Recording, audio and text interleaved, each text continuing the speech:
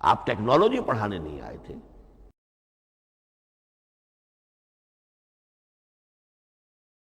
یہ بات بہت ثقیل اور گراں گزرے گی بہت سے لوگوں پر۔ سائنس اور ٹیکنالوجی میں اگر حضور کی کوئی حدیث بھی سامنے آ جائے تو اس کو بھی ہم کوئی دلیل قطعی نہیں سمجھیں گے۔ اس کی وجہ کیا ہے؟ ایک واقعہ بہت اہم ہوا حضور کی زندگی میں۔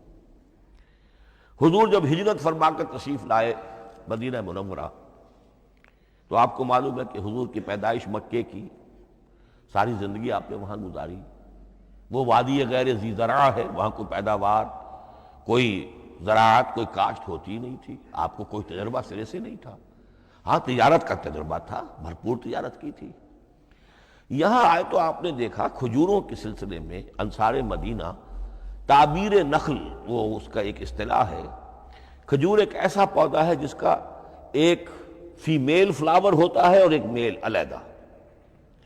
اب میل فلاور اور فیمیل فلاور ان دونوں کو قریب لے آئیں تو اس سے اس بات کا زیادہ امکان ہو جاتا ہے فرٹیلائزیشن ہو اور پھل بنے اور زیادہ آپ کو پھل حاصل ہو، فصل زیادہ ہو۔ اگر وہ فاصلے پر رہیں گے تو ہو سکتا ہے کہ اس کا امکان کم ہو، تو وہ ان کو قریب جوڑ دیتے تھے۔ حضور نے دیکھا تو آپ نے فرمایا کہ آپ لوگ ایسا نہ کریں تو کیا ہے، یعنی نیچر جو ہے، nature can take care of it self, آخر فطرت ہے، فطرت نے یہ ساری چیزیں بنائی ہے، آپ ایسا نہ کریں تو کیا ہے۔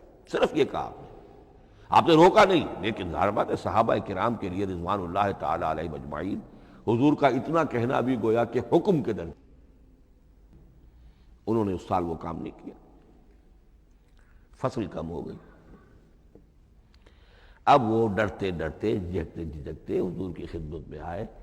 حضور آپ نے فرمایا تھا ہم نے وہ نہیں کیا، تعبیر نخل اس سال نہیں کی ہم نے، فصل کم ہوئی ہے۔ آپ نے فرمایا انتم اعلم بامور دنیاکم، اس کا ایک ایک لفظ یاد کر لیجئے، انتم اعلم بامور دنیاکم، اپنے یہ دنیاوی اور مادی معاملات میں تم زیادہ تجربے کار ہو، تم زیادہ حقائق سے واقف ہو۔ میں عالموں کا لفظی ترجمہ یہاں کرنا جو ہے اس کی جرت مجھے نہیں ہو رہی، تم زیادہ واقف ہو ان چیزوں سے، میں یہ چیزیں سکھانے نہیں آیا۔ آپ ٹیکنالوجی پڑھانے نہیں آئے تھے۔